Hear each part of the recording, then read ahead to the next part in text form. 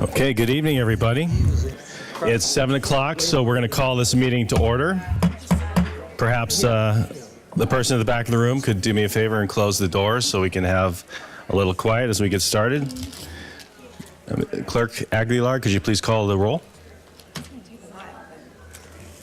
Councilmember Aguirre. Here. Councilmember Borgens. Here. Councilmember G. Here. Councilmember Mazer. Here. Councilmember Siebert. Here. Vice Mayor Howard. Here. And Mayor Bain. Here. We will now go to the Pledge of Allegiance led by Councilmember Aguirre. Please join me as we salute our flag. I pledge allegiance to the flag of the United States of America, and to the republic for which it stands, one nation, under God, indivisible, with liberty and justice for all.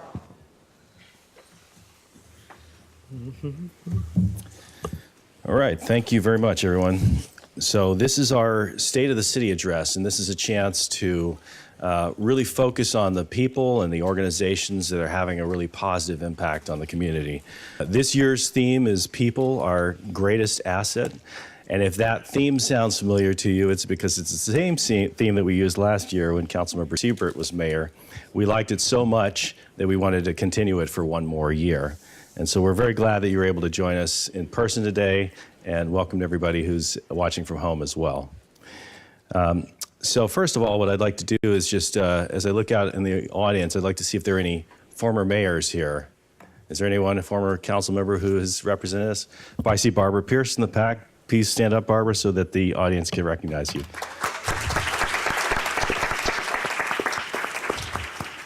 And then I'd also like to recognize every one of our volunteers who serves on a board, committee, or commission for the City of Redwood City, as well as any neighborhood chairs who are in the audience. Could you please stand up?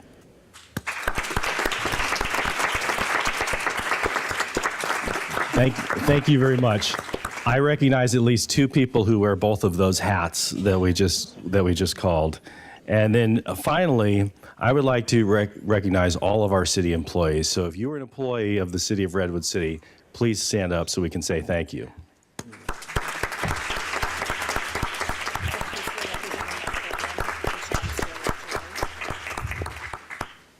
What you're about to hear are a number of highlights. We've put together a video of some key things that have happened over the last year.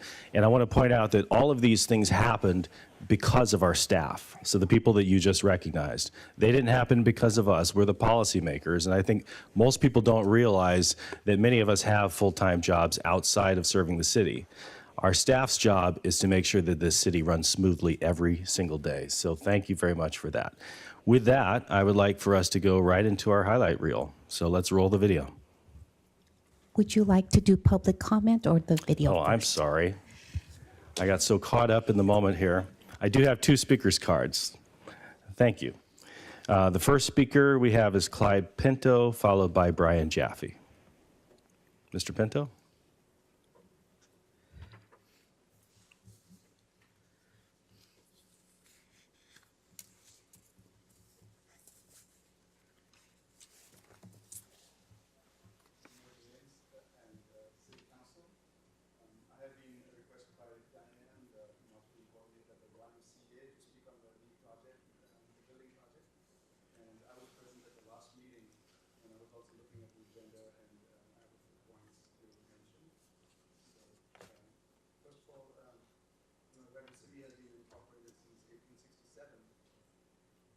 Sorry.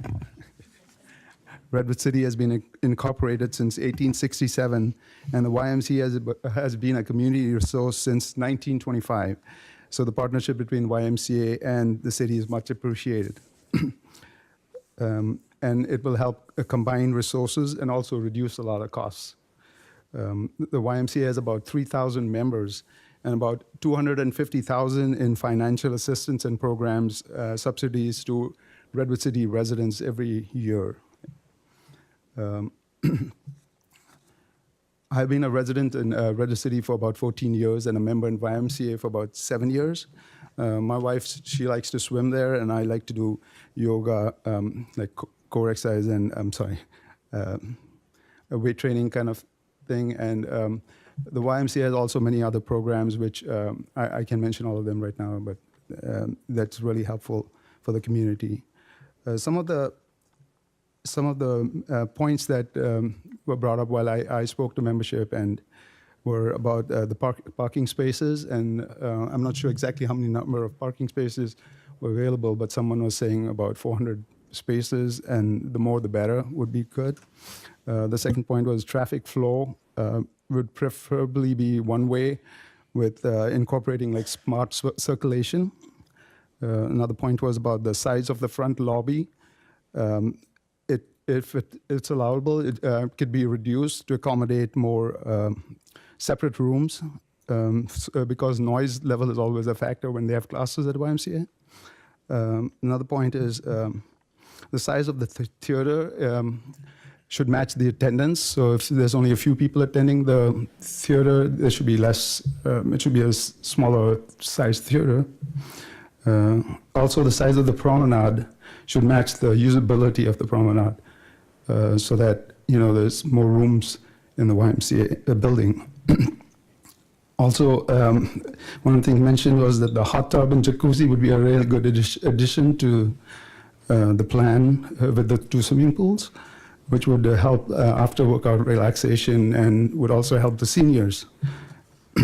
Then things like solar panel usage, electric car chargers, Wi-Fi accessibility is welcome, and hopefully it'll be all. It's already part of the plan, but would be really appreciated. Thank you, Mr. Pinto. Okay, thank you. Next, we have Brian Jaffe.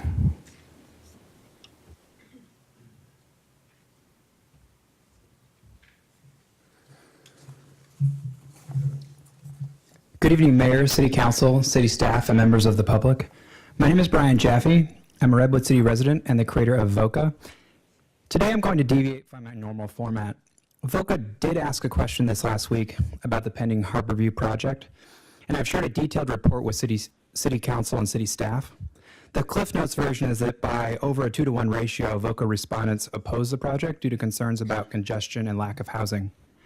However, I'd instead like to speak this evening about the theme of your State of the City address, people, our community's greatest asset. My goal when I launched VOCA last summer was to bridge the divide that I saw between everyday people and local government.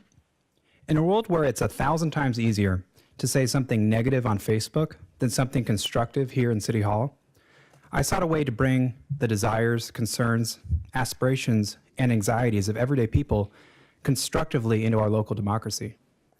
The very first question I asked on VOCA only had 55 responses. But to me, that was still 30 or 40 more than you would have heard of.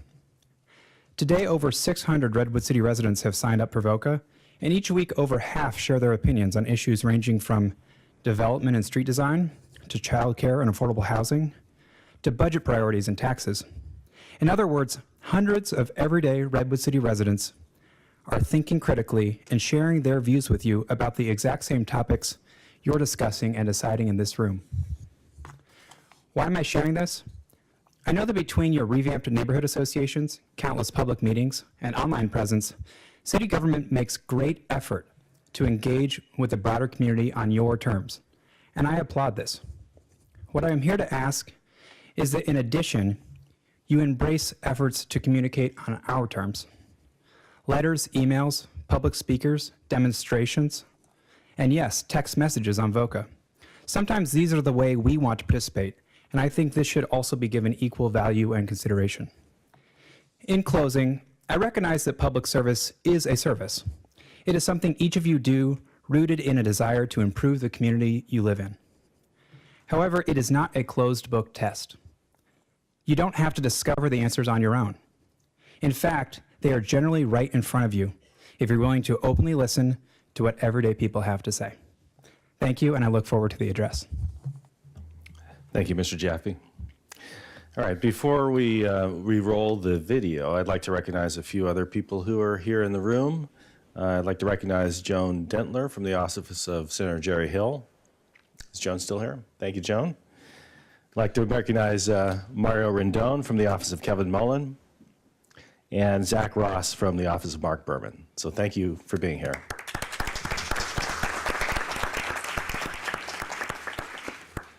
Okay, with that, let's take a look back at some of the things that have happened over the last year.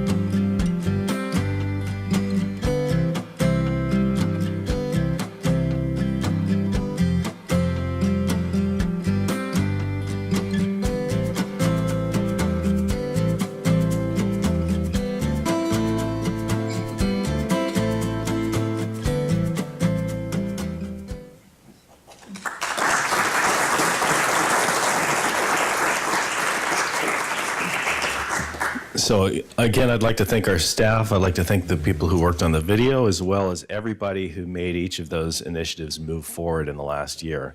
You can see we're doing quite a lot as a city.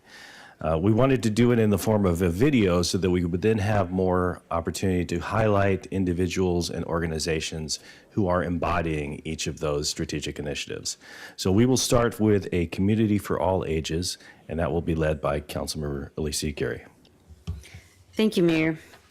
It is my pleasure to introduce three people that really show what Redwood City is like and what it is like to serve in our community. And so I was really fortunate to interview three amazing folks that perhaps we don't see in our everyday committees or work that we do in the city or some of the other businesses, but these folks are doing things that are like the unsung heroes. So the first one is Sara Osario. And Sara told me that she loves helping her community to make it a better place. She is the president of the city's Teen Advisory Board. And through her role, Sara leads the vision and organization of 20 to 25 peers in the Teen Advisory Board's volunteering efforts. And she does this throughout the school year. She also does it including Relay for Life, PAL Wrapping, beach and community cleanups. And one of the things Sara said to me is that many times teens' voices aren't heard, and that being part of TAB, the Teen Advisory Board, is a perfect place because students run the group. They actually organize, they solve the problems in the community, and they're part of the solution. She said for her it's important to set a positive example for her peers and her younger brother and sister, and that her family sacrificed so much for her to be here, and that this is her way of paying it forward. She also plays on Sequoia's varsity and club soccer teams and is the president of the Echoes Environmental Club at Sequoia High School. She's an immigrant, and she came when she was very young. She's the first person in her family to graduate from high school. She's a dreamer. She will be the first one in her family to attend college and plans to study nursing to help immigrants. And she plans to attend CSU Stanislaus. Sara, and I know you're here, so if you could stand up and we could see you.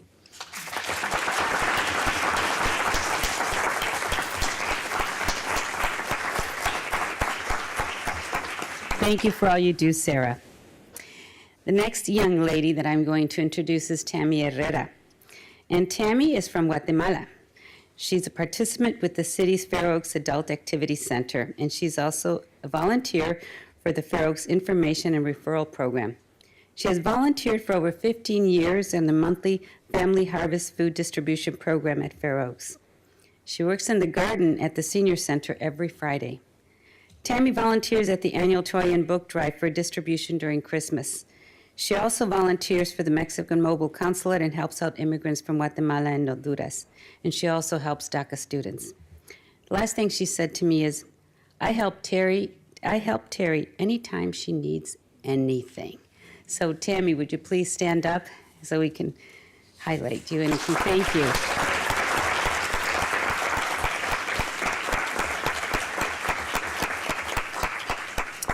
And finally, I'd like to introduce Diego Garcia Abram. And Diego is a shining example of resiliency and success, as well as dedication of giving back to the community. His story of community began about 15 years ago when he was in first grade at Fair Oaks Elementary School. He was a participant as a learner in the Projects Read program, and he was there for 4 years. And he told me he remembers that his tutors, Jessica and Yesenia, how they helped him to read and learn new words and vocabulary. He went on to McKinley School and then Everest Public High School. And while he was at Everest, he had the opportunity to give back to his community, and he didn't even think of it twice. He said, I was a learner, now I can be the one that's going to be giving back. And so he's been a tutor at the Project Read, and he graduated from Everest Public High School in 2016. He's currently at Foothill College, and he's on his way to transfer to the university in 2019. So several months ago, despite his dedication to his coursework, Diego reached out to Project Read, again offering to tutor youth in his program in the evenings when he was not at Foothill. He explained that he sees Project Read as an extension of his community, as several of his nieces and families and friends are his current students. He further explains that he believes that if he had not participated in Project Read as an elementary student, his life would have been a lot different.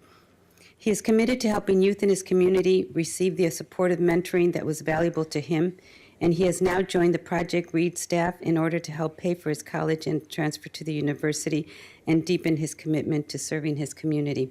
Diego, would you please stand up? Is he here? There you are.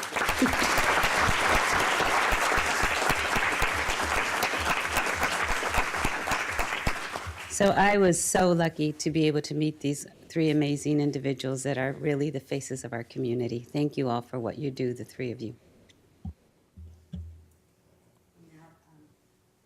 Over to Shelley. Thank you. Well, first of all, congratulations to all of you guys for being here instead of watching the Warriors game. So we'll get you out. You know, it's so great to be able to do our State of the City this way because, as we all know, building great community together is multifaceted work, and the priorities we've set as a council reflect that. The individuals that impact our priorities are numerous. They're from my colleagues here on the dais, our city staff who do the work every day, to community members who step up and take a leadership role that reflects their commitment to a great community. You've just heard about some really amazing people who are making a difference every day, and we all owe them a debt of gratitude, but I'm pleased to share with you a few more. So, as you may know or may not, our council has placed a high priority in our community on community building and communication. It's reflected in our overall mission statement and how we try to do our work each day. The revitalization of our neighborhood associations has been a significant component of that commitment. We have so many active associations right now, some of them brand new, some of them very well established. I think you saw it in the video, 17 in all. And before I share a story about 3 of them, I really need to give a huge shout out and thank you to Alex Kajikian. Alex is our deputy city manager who's been supporting the neighborhood associations in a variety of ways. And even though he has small children, Alex is out many nights of the week attending meetings, representing us, and helping our neighborhoods with their challenges. So can you all help me thank Alex really quick?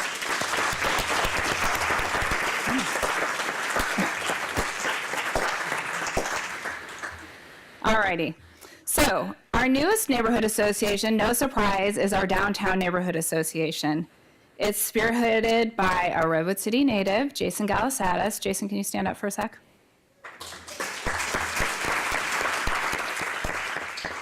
Jason went through Redwood City schools and he moved back home to Redwood City, I think about 2 years ago, right? And he jumped right back into his community, giving back as his parents taught him. The Downtown Neighborhood Association kicked off its efforts November of last year with a mixer that drew over 50 attendees. It represents primarily some of our city's newest residents. And their mission is, it seeks to build connections in the downtown community, to serve as a conduit between the downtown community and the city of Redwood City, and to give back to Redwood City as a whole. Some of the key priorities of the downtown residents include establishing a downtown park, which as you can see we're working on, improving transportation and mobility, which you can also hopefully saw in our video we're working on, and supporting robust retail options downtown, which we are also working on. So we're excited that our missions align there. The Neighborhood Association meets the second Thursday of the month, right? Usually? Every other month. And tends to alternate between business and social activities. So if you didn't join us last week at CCLISMO, I encourage you to go next time. It's super fun.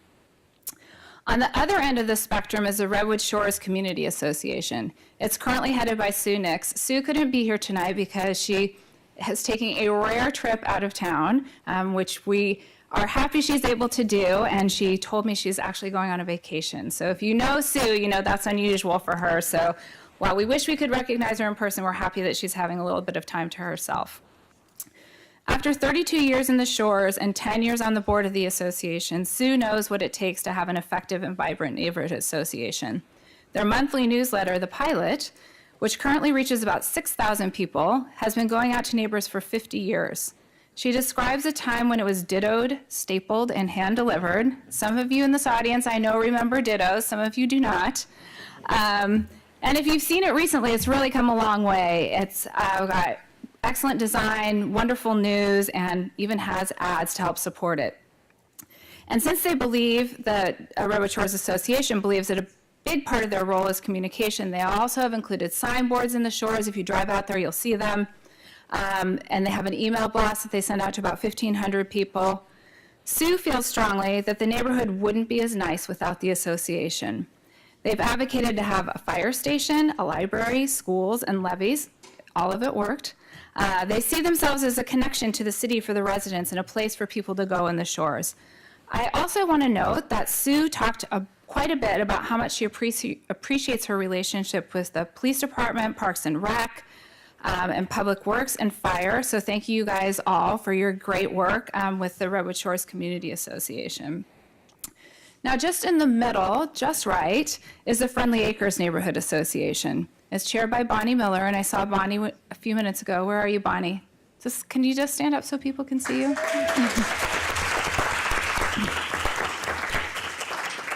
Bonnie also chairs our Housing and Human Concerns Commission because she didn't have enough to do chairing a neighborhood association.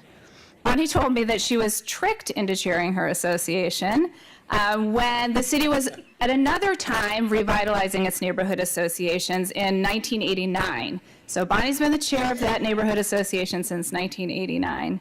She told me she's had 4 to 5 different co-chairs, and the second co-chair, she spent so much time advocating for her neighborhood, people thought they were married. She did tell me one of their big wins also resulted in cost savings for our city.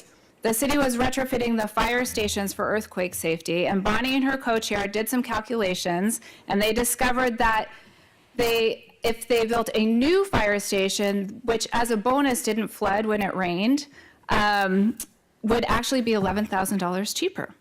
So armed with this fact, they went to the city council and advocated for their new fire station. Station 11 was rebuilt and continues to serve the Friendly Acres neighborhood.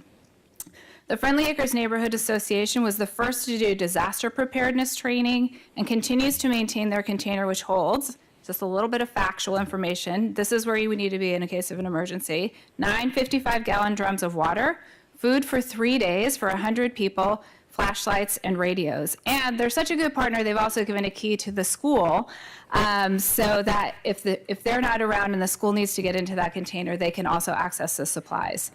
This association also worked to get the Police Activities League building in their neighborhood so that they had a place to meet. Bonnie feels that associations can do a great service by working on issues that affect them and sharing them with the City Council. With an open door, the Friendly Acres Neighborhood Association, which one of my colleagues is also a member of, and I won't share the story about your pretending to have a radar gun. Well, actually, I am going to share this story. Apparently, my council member colleague, before she was on council, when they were having a lot of traffic problems, I took her hairdryer out there and pretended to have a radar gun, but she slowed the traffic down, and that's the kind of action that the Friendly Acres Neighborhood Association takes. Just in case you're curious, they believe that we all have to work together to make our community great, and they work to ensure that everyone who attends their meetings feels like it counts for them to attend. So thank you so much. We're so lucky to have such committed neighborhood leaders who all believe in community, advocacy, and neighborliness.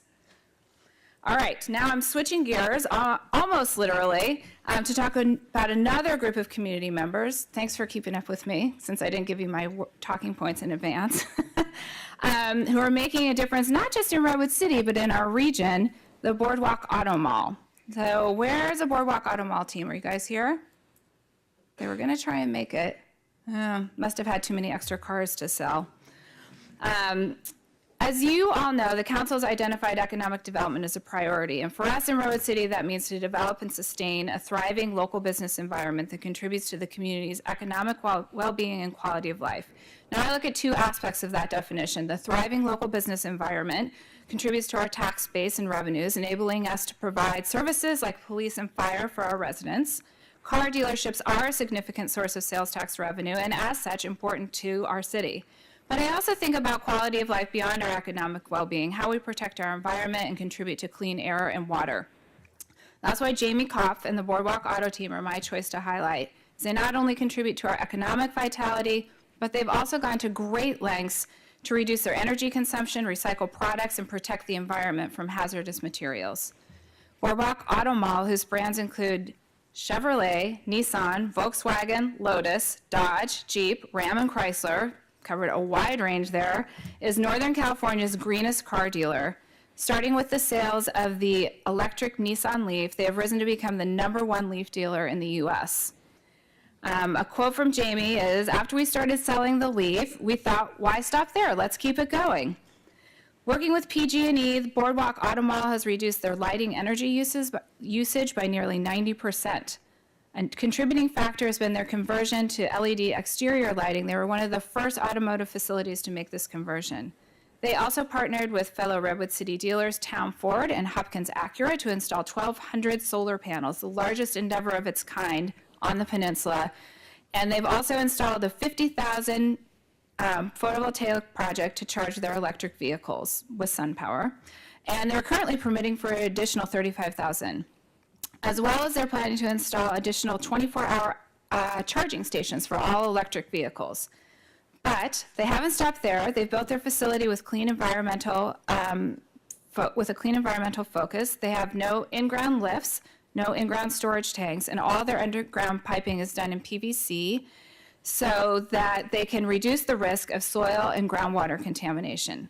They do full materials recycle on site, and they say cardboard is their biggest package recycling. When I contacted Jamie to let him know that we would be recognizing their efforts, he said, "Our team has always been very conscious of the environment and have tried to leave as little footprint as possible.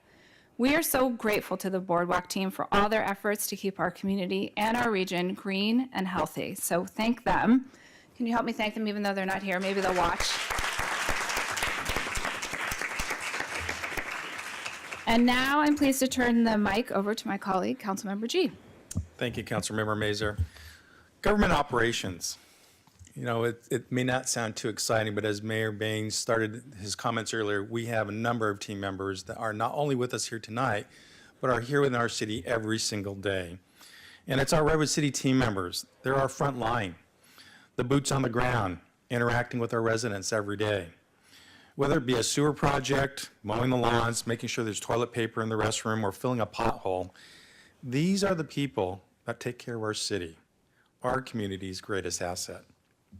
For the next few minutes, I hope I can provide some great examples of how our city team members make a difference every day. As council, we've learned how important a minute or two is in our busy lives. For example, when Melissa was on her way to work when she needed to drop off her children at daycare. On this day, our sewer crew was working on Fay Street, and the crew was blocking the driveway in which she wanted to drop off her children. Immediately, Ben, Chad, Telly, and Sergio of our city crew stopped what they were doing, moved their equipment, and made a safe path for them to get her kids to the daycare. Melissa herself is involved with construction, and she understands how inconvenient an interruption like this one can be, but the professionalism of our team members, kindness and understanding was greatly appreciated.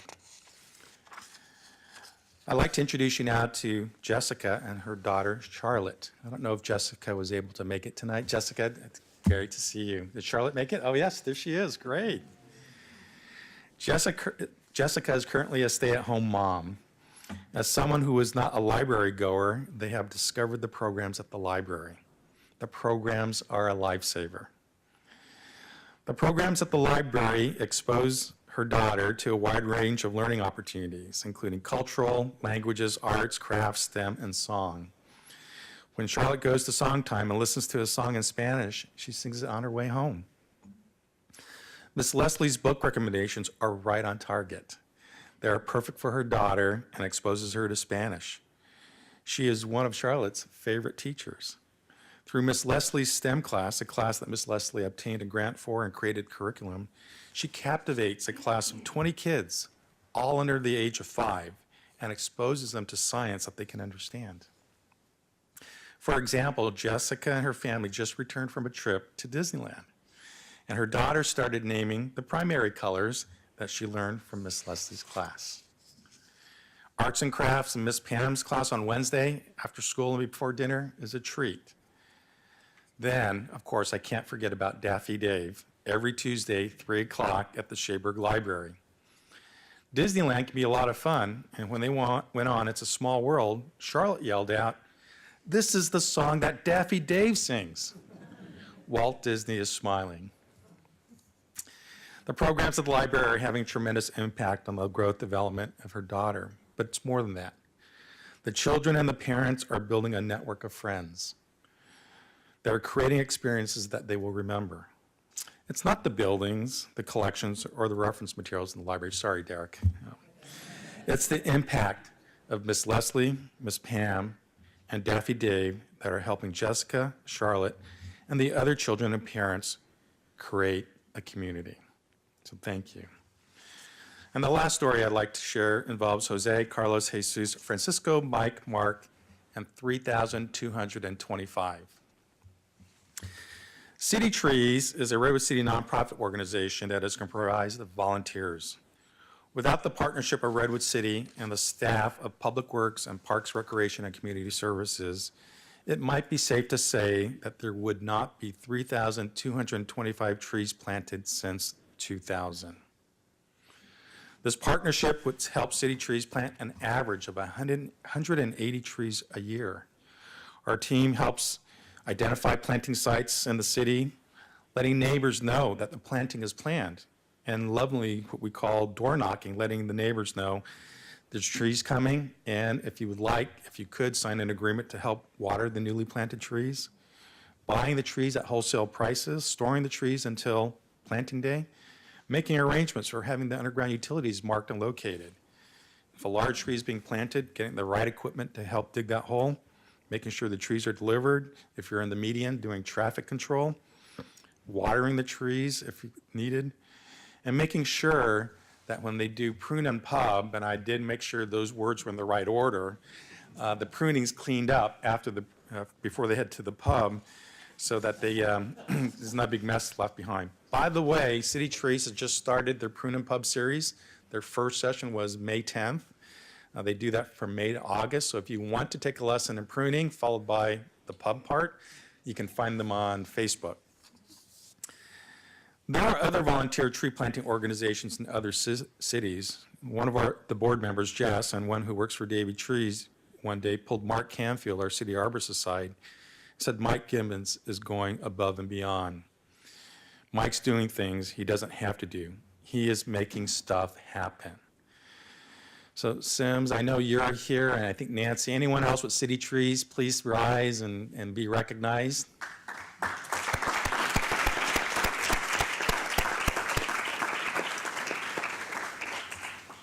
$3,225, that's a huge number with many more to come, so thank you. Making stuff happen, engaging our residents, our businesses and visitors is a responsibility that everyone that works for the city understands. However, it's all about our people. It's people like, I hope I get these names right, Ben Fennick, Chad Catano, Telly Tao, Sergio Rodriguez Galvan, Miss Leslie, Miss Pam, Daffy Dave, Jose Larios, Carlos Tobar, Jesus Angel, Francisco Espinoza, Mike Gibbons, and Mark Canfield. And the many, many other team members in Redwood City that make it happen. Our people and our community's greatest asset. I want to thank Melissa, Jessica, and your daughter Charlotte, Sims, and the reps of the board at City Trees for allowing me to share your stories tonight. Now I'd like to pass the presentation over to Councilmember Borgens.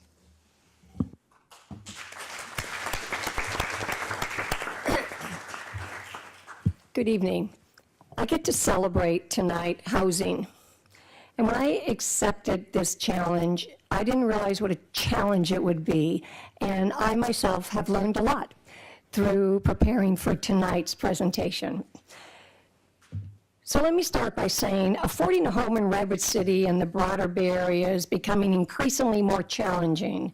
Achieving housing security for all in the community is a focus for the city, and why this city council recently approved several goals to help address this regional issue. We are all connected. What happens to one part of the community impacts us all. Safe and affordable housing is important to our well-being. For parents with families, housing means good schools, a quality education, and successful futures for their children. For working professionals, housing close to your job means more living and less commuting. For those retired with adult children, affordable housing means that your children can have children and live close by. Producing and preserving affordable homes is a good investment in our community's future. The city works to produce and preserve affordable homes in several ways, including adopting policies and programs to generate permanent fund sources, investing in new construction of affordable housing, acquisition and rehabilitation of existing apartment buildings, and measures to provide renters with greater stability.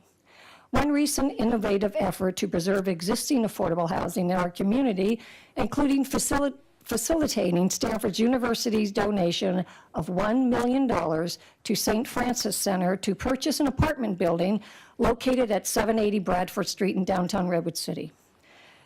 This 25-unit building is occupied by low-income households that will not be displaced and will be able to pay rents that are affordable to them. Stanford's recent donation will preserve it as affordable rental housing for years to come.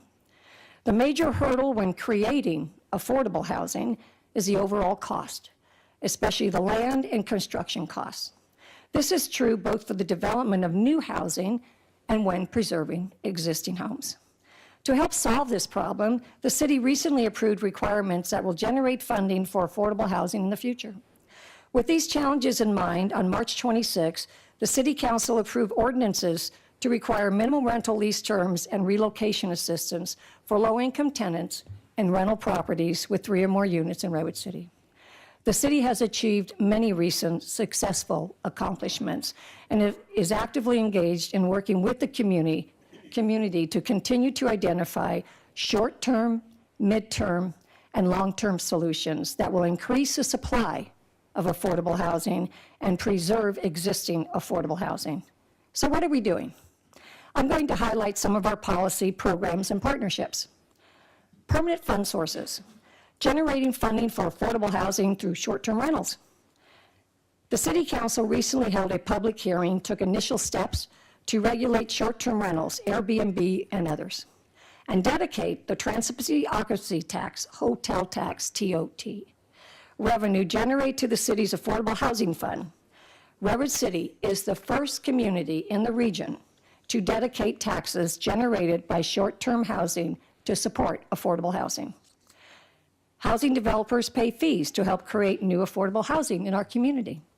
The City Council also approved affordable housing impact fees to help pay for the creation of new affordable housing.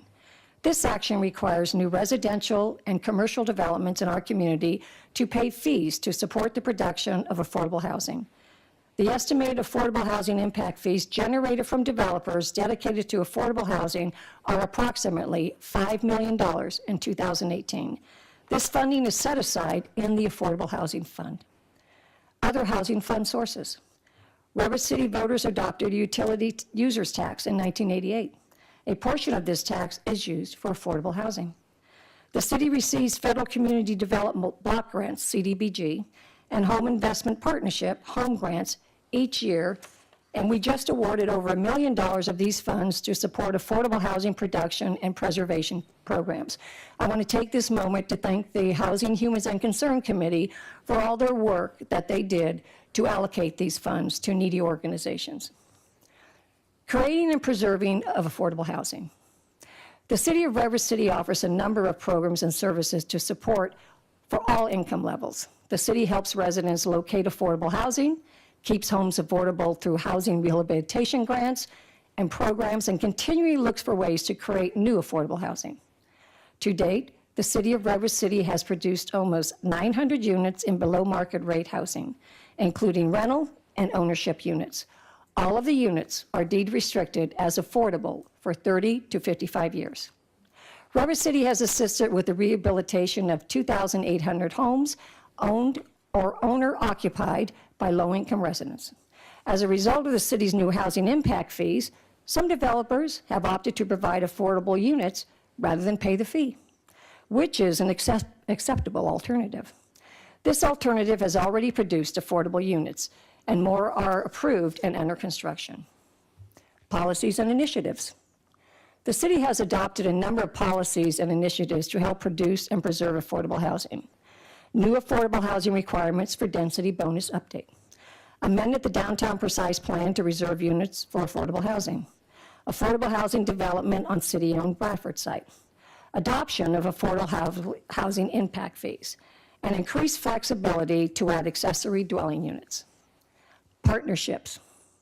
The city has engaged in many successful collaboration with community partners, including HEART, the Housing Endowment and Regional Trust of San Mateo County.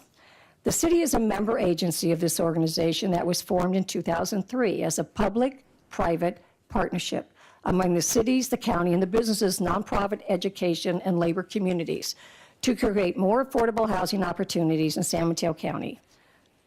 HEART meets critical housing needs in San Mateo County by raising both public and private funds. Recently, they have been focusing on the development of affordable housing for teachers.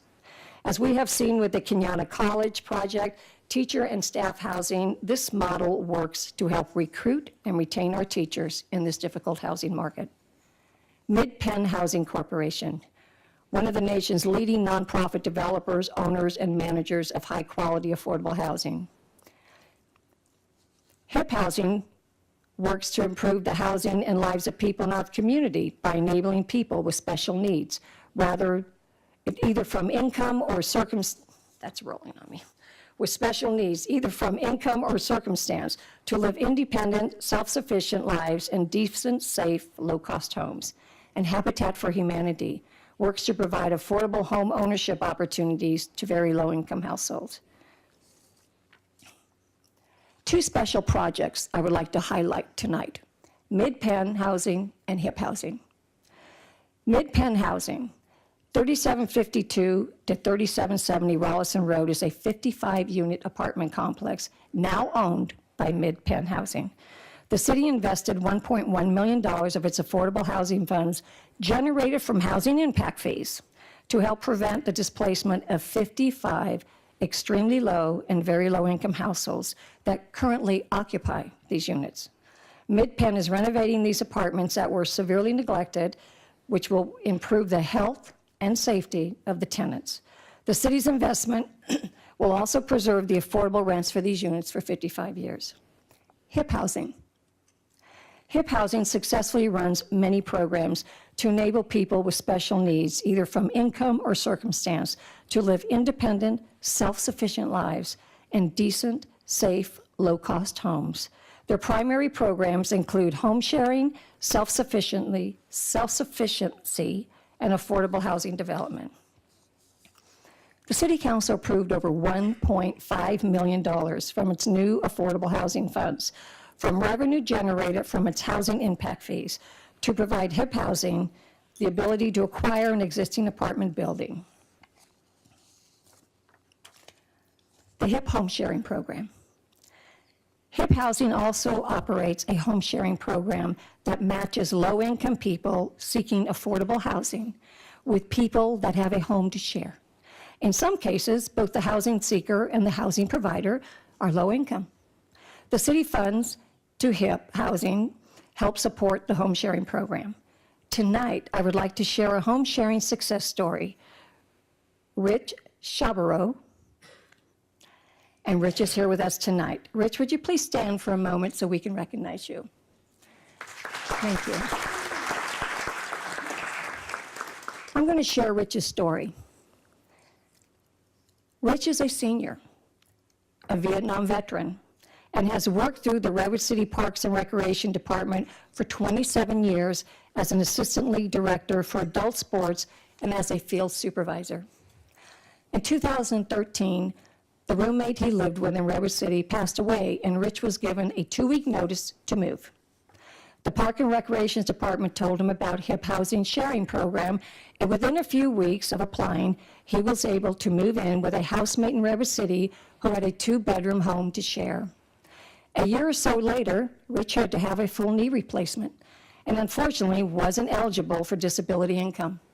He became concerned about not being able to meet the rent for the month he was unable to work. Rich contacted HIP Housing for support, and one of their donors helped supplement his rent for the month that he was unable to work. Rich knows the challenges people face to find affordable housing up and down the peninsula, especially veterans. $27,000 for $2,700 for a 1-bedroom apartment is out of reach for many. So is $27,000. and for someone like him who works part-time. Coming up with revenue to afford housing is a challenge, especially when disability benefits are often denied. It's been 5 years now, and Rich and his housemate have been home sharing in Redwood City. Home sharing has helped him solidify a place to hang his hat each night, knowing that he doesn't have to worry about finding a new place to live and coming up with rent that is beyond his reach. Rich, thank you for your service to our country, and thank you for being here tonight and allowing me to share your story of a great example of the variety of ways the city and HIP Housing, thank you, Kate Conde-Earhart, for being here, partner together to find affordable housing solutions. In closing, our community housing in our future. Beginning this past March, the city, in partnership with Redwood City 2020, the City's Home for All initiative, and the Library Foundation is inviting the community to come together for a series of community conversations on housing. Our community, housing, and our future includes a series of community conversations and city council meeting discussions. Please, please consider joining us for one or all of these opportunities to discuss the important issues facing our community. These conversations will include community input on development of affordable housing fund guidelines generated from housing impact fees.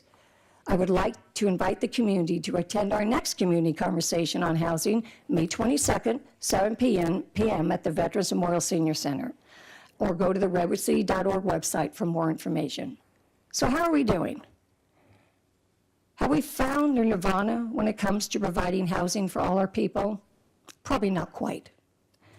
Are we working hard to retain and create new housing opportunities? Absolutely.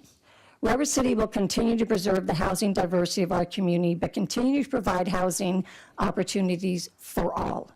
Those who live here, those who want to live here, and those who want to stay here. I welcome you to join the conversations and help us tackle this difficult issue before our community and all communities. We welcome you to the table. I now would like to pass it on to Councilmember Howard.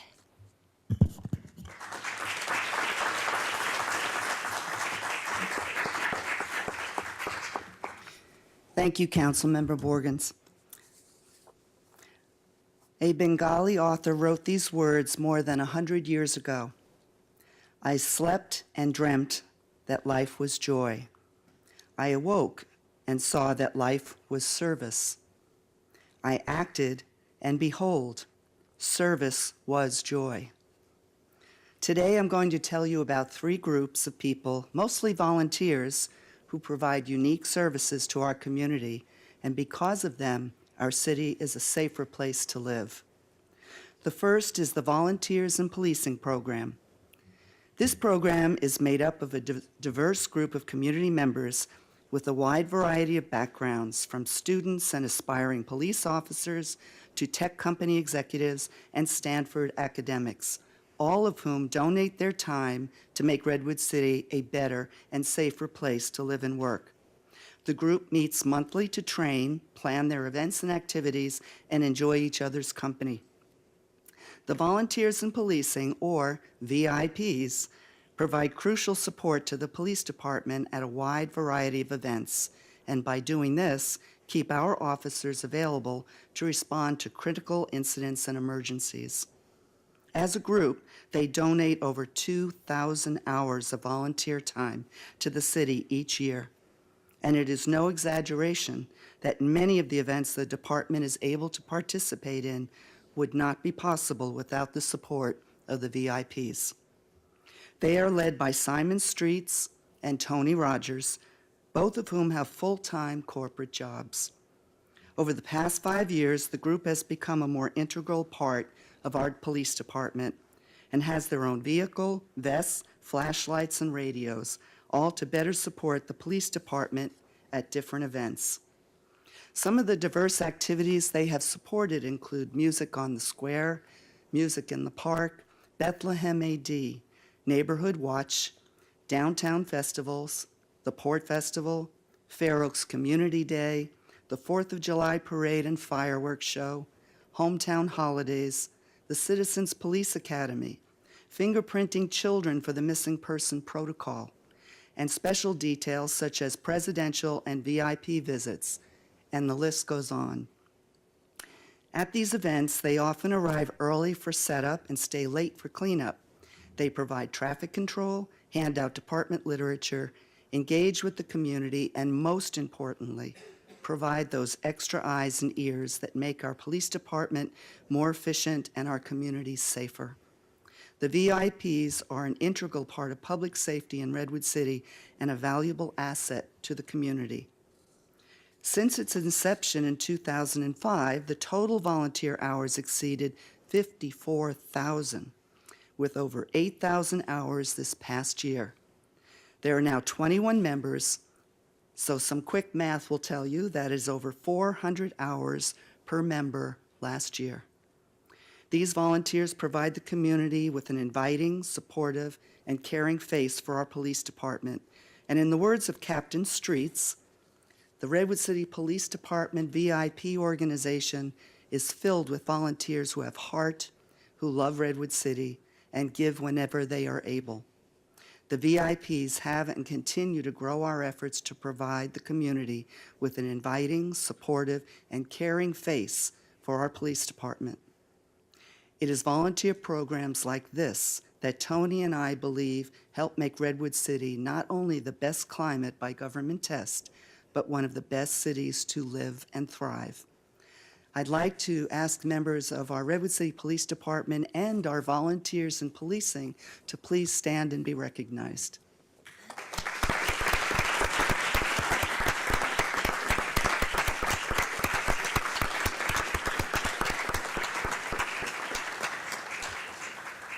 Thank you so much for being here tonight.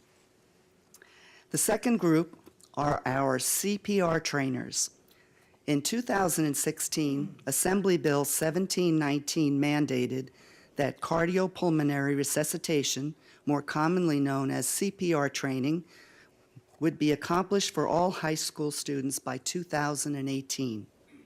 However, the Sequoia Union High School District has been partnering with the Sequoia Healthcare District, Dignity Health Sequoia Hospital, and our fire department in providing CPR training to students since 2012. Once again, Redwood City leads the way. Over 8,000 students have now received CPR training. Back in the fall of 2012, Dr. Karen Lee, Wellness Coordinator for the Sequoia Union High School District, and Mr. Glenn Nielsen, Director of the Sequoia Healthcare District's Heart Safe program, were inspired by a teacher, Laura Perdicamatis, Woodside High program that teaches CPR to freshmen during their phys ed classes. Dr. Lee and Mr. Nielsen invited local firefighters to assist in the teaching of the American Heart Association's hands-only and AED, or Automated External Defibrillator curriculum, to all district freshmen. In addition to our firefighters, volunteers from the community and staff from organizations such as Dignity Health Sequoia Hospital and Via Heart Project offer to assist in these training, which take place annually throughout the school year.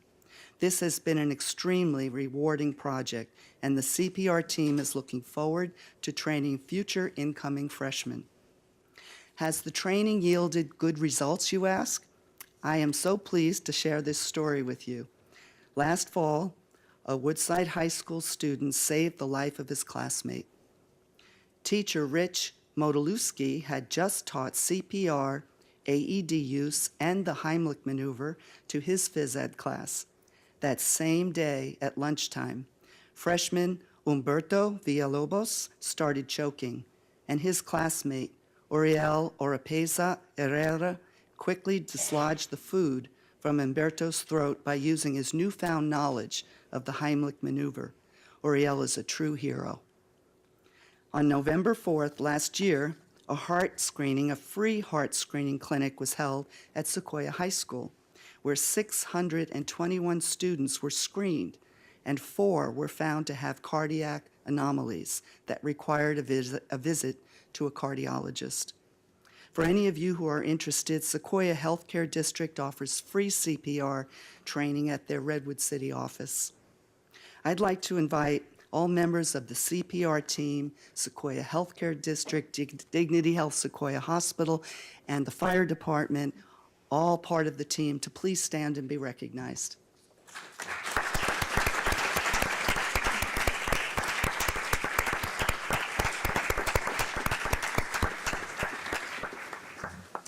Thank you so much for being here this evening. Our third group is our Redwood City School Crossing Guards. Our Redwood City Crossing Guards provide a vital service to our community and help to keep our most precious resource, our children, safe as they go to and from school. Crossing guards are well-trained and show up to work, rain or shine, each and every school day throughout the year. The guards serving Redwood City staff 21 separate posts serving Redwood City schools in both the Redwood City Elementary School District and the Belmont Redwood Shores School Districts. They provide over 10,000 hours of service each year, and all our school crossing guards are our retired men and women of the community. The crossing guards provide much-needed support to the police department's field personnel and allow them to focus their efforts on traffic enforcement and other activities that promote public safety. This is no easy job, as the guards must deal with increasingly harried, hurried, and distracted drivers, while at the same time making sure the children are following direction, waiting for the appropriate time to cross, and obeying the rules of the road. A while back, a crossing guard brought a video to our council meeting showing some of the close calls on Farm Hill Boulevard caused by drivers in a rush. This video was instrumental in bringing about the installation of better traffic calming measures on Farm Hill Boulevard. Their efforts do not go unnoticed by our community. The parents and the children, who on a daily basis are guided safely across busy streets, often show their appreciation by giving cookies and candies to the guards on their birthdays and on holidays. In Redwood Shores, Ray Robinson worked as a crossing guard on the corner of Bridge Parkway and Bowsprit for almost 16 years. During that time, Ray never missed even a single day of work. Last year, he passed away, and over 70 Redwood Shores residents wanted to show their appreciation for Ray and his service to their families. They donated funds for 7 trees, a boulder with a plaque, and held a memorial service for him at the site where he worked each school day. In finishing, I wanted to add that in addition to making our children get safely across busy rush hour roadways, a guard plays another very important function as a role model, helping children develop the skills necessary to cross streets safely at all times. These unsung heroes deserve our respect and our thanks. They play a critical role in keeping our community safe, and I hope you'll wave to them as you go by and stop and slow down every time you see a crossing guard, just to be sure that you keep everyone safe. I'd like to ask our city crossing guards to please stand and be recognized. I know they couldn't all be here.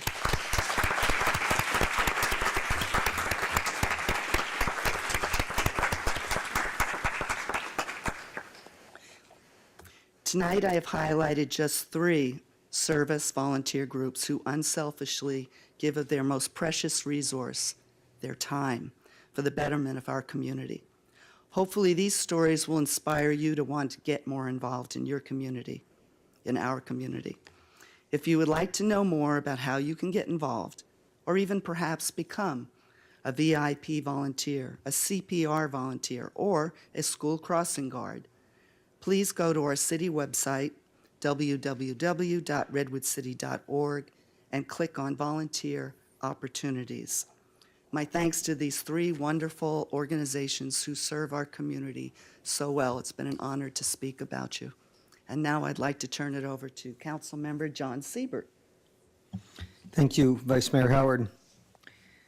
So before I get started tonight, by a show of hands, how many of you got here tonight on your own without the help of anyone else? Or could have gotten here tonight without the help of anyone else? Most people in the audience got here tonight. If you're like me, you take getting around Redwood City for granted.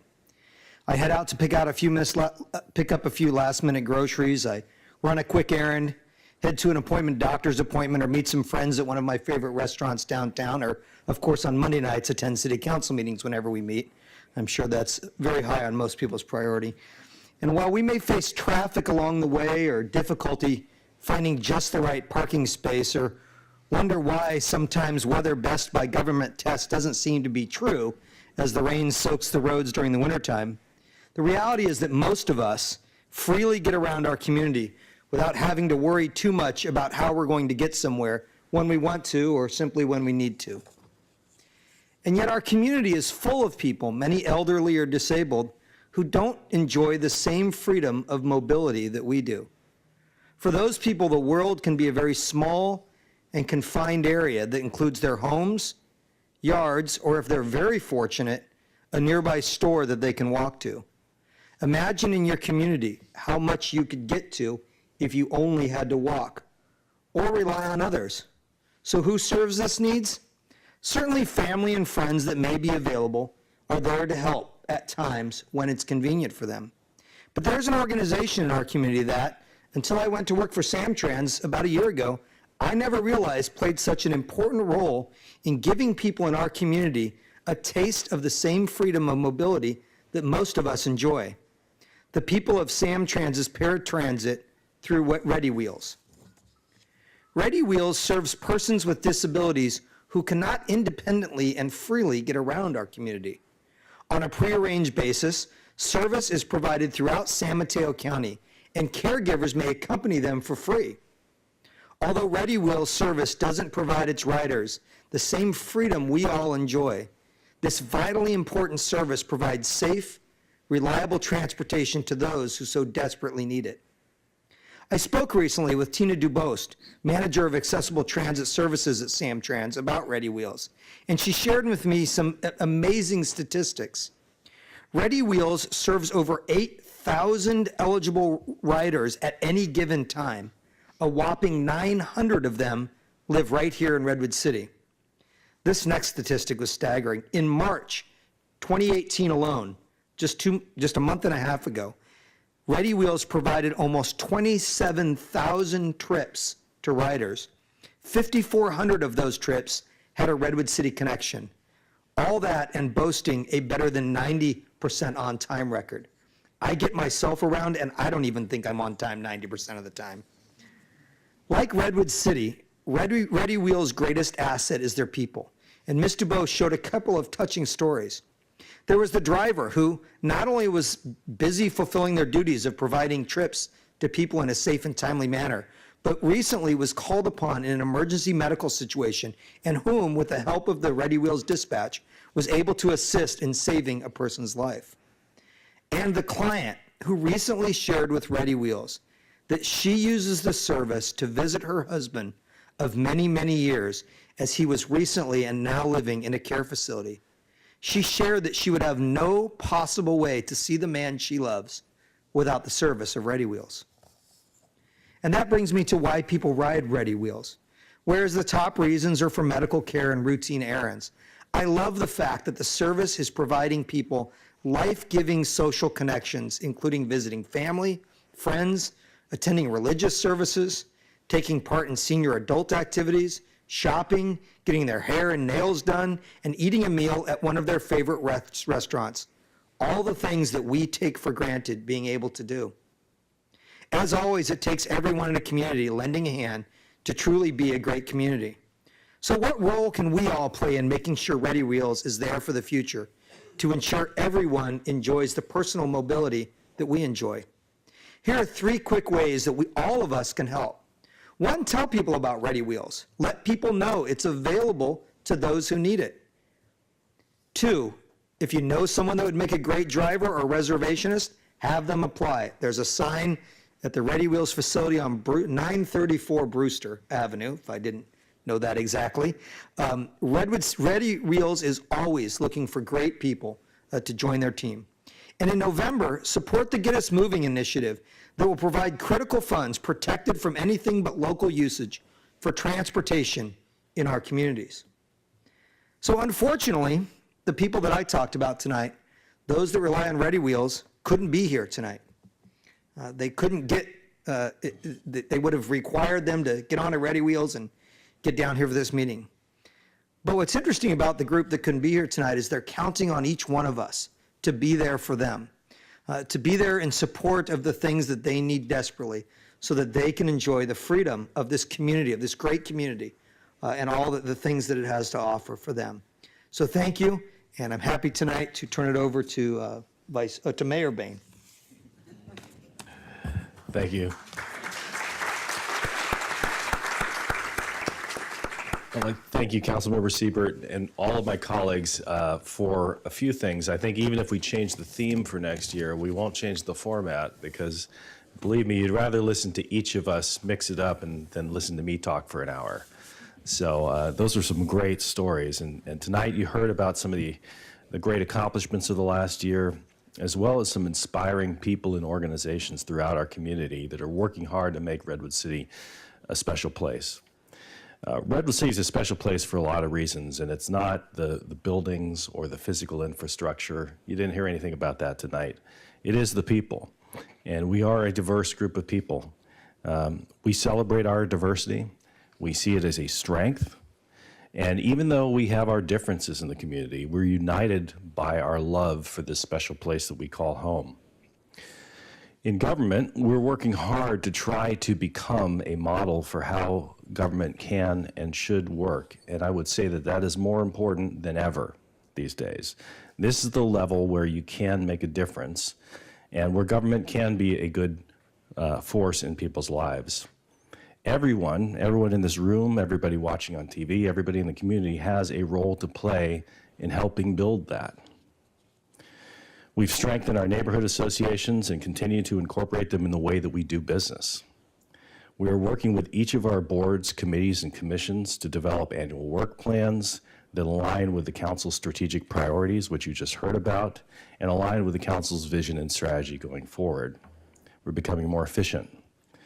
Just last week, we interviewed the best group of candidates, the best group of volunteer candidates that I have seen in my entire time on the council.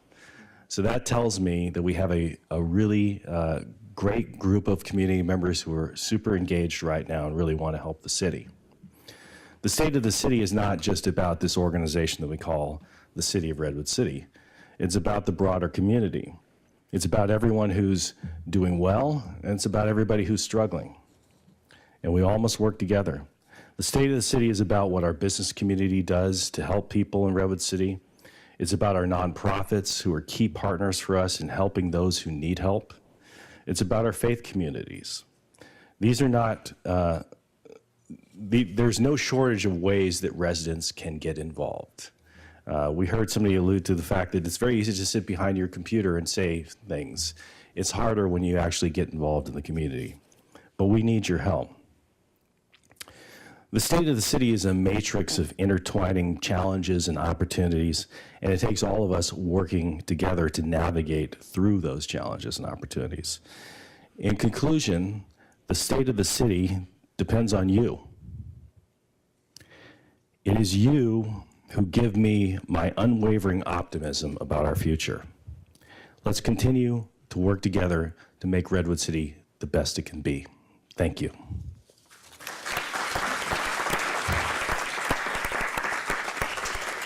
And with that, I will ask for a motion to adjourn. Second. All those in favor, say aye. Aye. Meeting adjourned.